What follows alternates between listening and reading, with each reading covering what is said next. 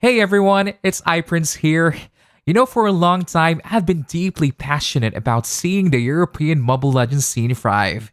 That's actually why I started organizing the MBC tournaments myself, because I believe in Europe's talent, I believe in our skills, and I believe we have what it takes to leave a mark on Mobile Legends history. But guys, it was really never that easy. It's been such a tough challenge, and to be honest, there hasn't always been a lot of support from before, not even a lot of events. But guys, don't worry, because that's changing now. We're now seeing so many incredible opportunities to really showcase Europe's strength. There's MESL now, and Snapdragon events. And the best part, we're just getting started. The new Mobile Legends France Championship, the MFC, is not just another league, it's the stepping stone. It's the launchpad for so many more opportunities to come. So to the rest of the world, you guys better watch out, because the kings of Europe have arrived, and we're coming strong.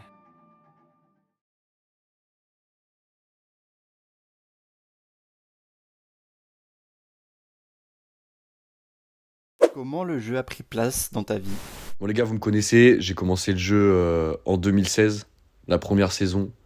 J'ai essayé de me développer sur Mobile Legends, comme vous le savez aussi, ceux qui me suivent depuis très longtemps. On a fait plein de vidéos YouTube, donc ça m'a vraiment plu. J'ai voulu vraiment continuer jusqu'au bout. J'ai commencé même Mobile Legends il y a au moins 3 ans de cela. Quand j'étais au Cameroun, j'étais parti au Cameroun pour le travail de mon père pendant 2 ans et c'est mon grand frère qui m'a introduit dans le jeu. Donc j'ai commencé à y jouer, j'y ai pris goût. Au début, je jouais surtout pour le fun. Mais un jour, j'ai rencontré un héros du nom de Chou. Il coûtait 24 000 gold. Le héros est vraiment pas mal et j'y ai pris part. Je le jouais tout le temps en fait. C'était ce héros qui m'intéressait finalement dans le jeu. Donc là, à ce moment-là, j'ai commencé vraiment à tryhard. Je voulais que Chou sans relâche, sans relâche, sans relâche. J'avais atteint une mécanique de jeu qui était tellement extrême que c'était vraiment incroyable. À ce moment-là, en plus, il était arrivé, les gars. J'ai commencé à jouer, j'ai pas lâché le jeu. Je jouais, je jouais, je jouais. J'ai commencé à être connu par des joueurs français, mais aussi dans les différents pays englobant l'Europe, Germain, etc. Je jouais que Chou. Chou, c'était ma destinée, Chou, c'était ma ligne droite sur ce jeu. Donc si je pouvais avoir une carrière professionnelle, ce serait incroyable. Ce serait incroyable. Et évidemment, y vivre plus. Enfin, si je peux en vivre grâce à la carrière professionnelle et de la création de contenu, incroyable. Si je ne joue pas, je n'aurai pas le niveau nécessaire pour être joueur professionnel, pour faire des vidéos. Comment ont été tes débuts dans l'e-sport? J'ai fait. Depuis il y a 4 ans.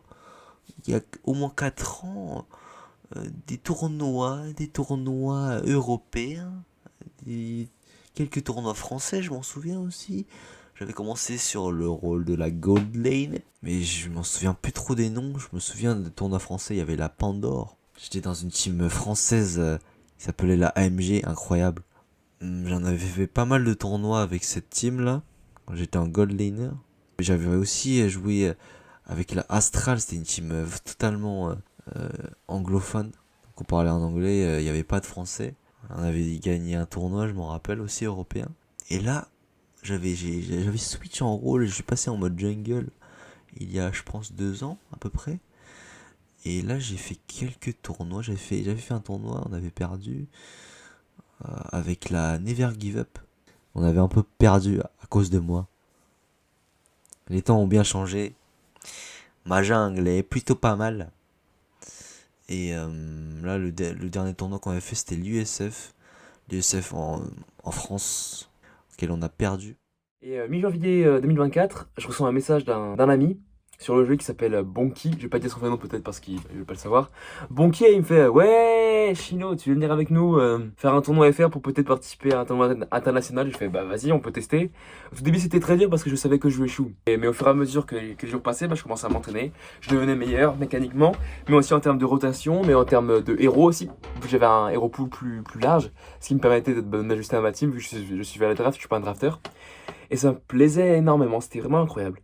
Et je continue dans cette lancée, je lâchais pas l'affaire. Parle-nous de ton vécu IESF 2024. Je voulais participer à ce tournoi IESF pour le fun, c'était vraiment cool. Sans l'objectif de gagner, on avait créé une team avec des potes et on voulait nous tester un peu, tester notre team, un peu faire découvrir à mes amis l'ambiance d'un tournoi. C'est vraiment le mélange entre fun et compétitif. En fait, quand c'est compétitif et que t'es entre potes, gros, c'est trop fun. C'est vraiment. En plus, j'en avais fait une vidéo, genre c'était une vidéo pour la mémoire, pour se mémorer, enfin, pour immortaliser ce tournoi, ce moment du tournoi. C'est vraiment rigolo. J'aurais vraiment de très bons souvenirs. Et je me souviens qu'au début, ça s'est mal passé. Genre, je m'entendais pas très bien avec un mec de la team parce que le mec, c'était. Enfin, on l'avait recruté à la toute fin. C'est le roi Hammer même. Mais bon, à la fin, voilà.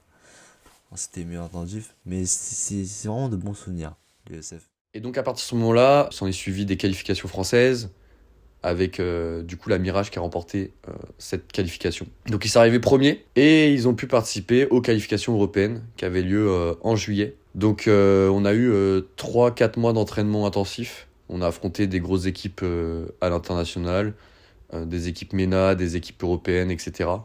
Donc là on a vraiment pu s'entraîner. On a eu un coach mental qui s'appelle Stéphane Palmier, qui nous a aussi beaucoup aidé par rapport à la préparation mentale. Et donc on a participé aux qualifications. On savait qui pouvait nous faire mal et on savait contre qui on allait tomber. Et on savait que l'Ukraine et la Turquie, ça allait être compliqué. Donc on a fait les qualifs. L'Ukraine, justement, est tombée contre nous en demi-finale. Et ils ont gagné et donc on est arrivé troisième. Donc ça faisait la Turquie première, l'Ukraine deuxième, nous troisième et la Géorgie quatrième. Et il y avait 22 pays européens. Et là, après ça, il y a le tournoi frère qui arrive. Donc on était prêts avec ma team, on avait tous peaufiné nos rôles, prêts à tout, on avait créé notre logo, créé le nom de la team, on faisait beaucoup de scrims pour s'entraîner. Le tournoi à faire arrive, on détruit tout le monde.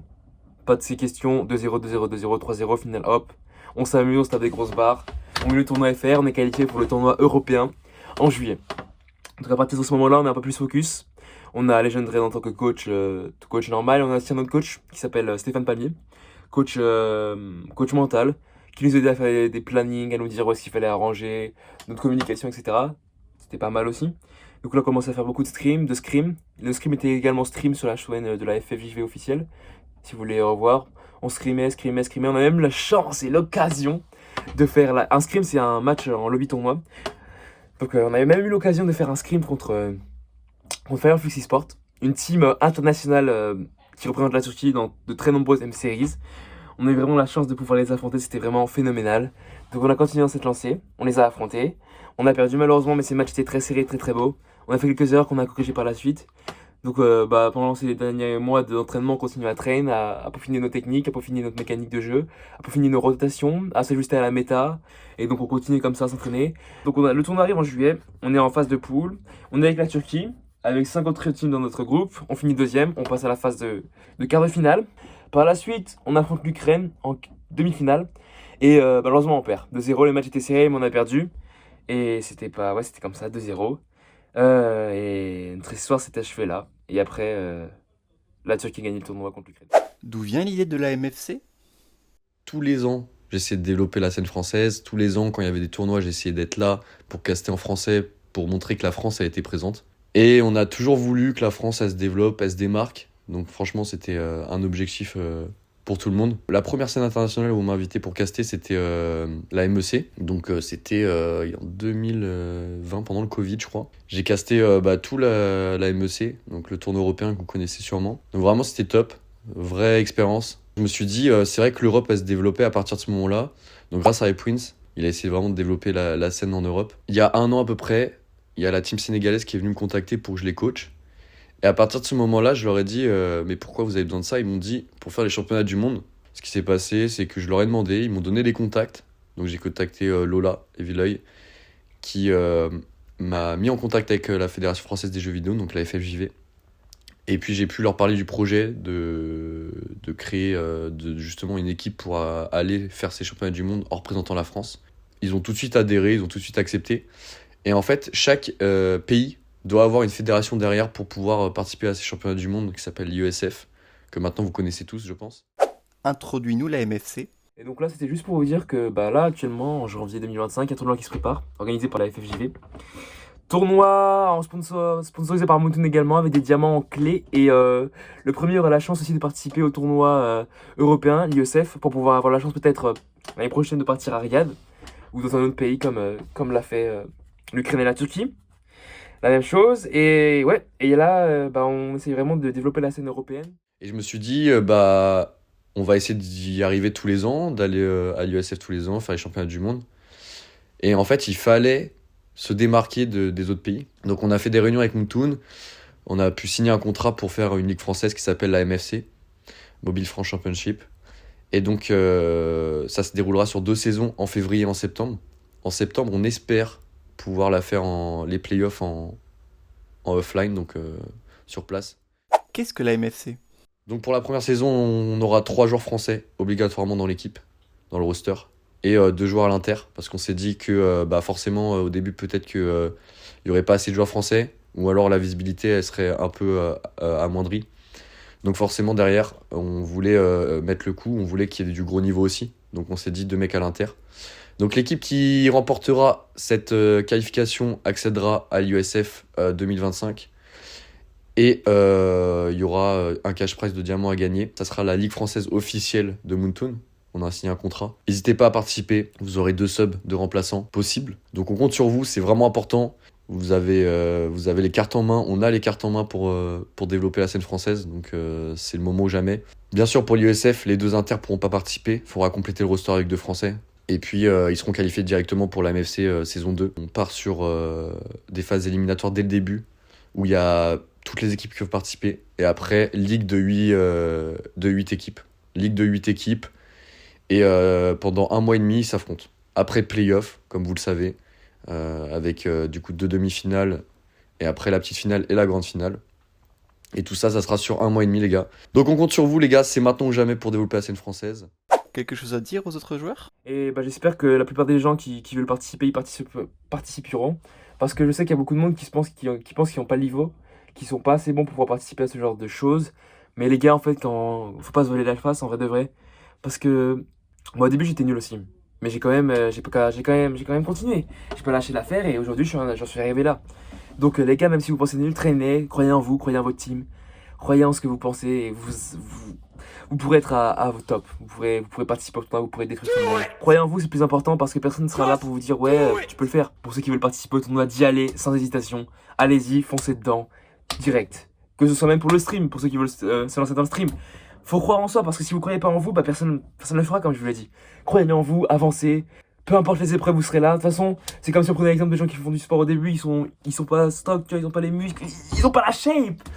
Mais bah, ils continuent, et un jour, ils regardent une photo dans le passé, ils seront là. Bah putain, j'ai fait du chemin depuis ce jour-là. Et ils seront fiers d'eux. Il faut faire la même chose dans votre vie, les gars, la même chose. Dans n'importe quel projet que vous envisagez, faut avancer, faut croire en soi, c'est plus important. Stream, etc.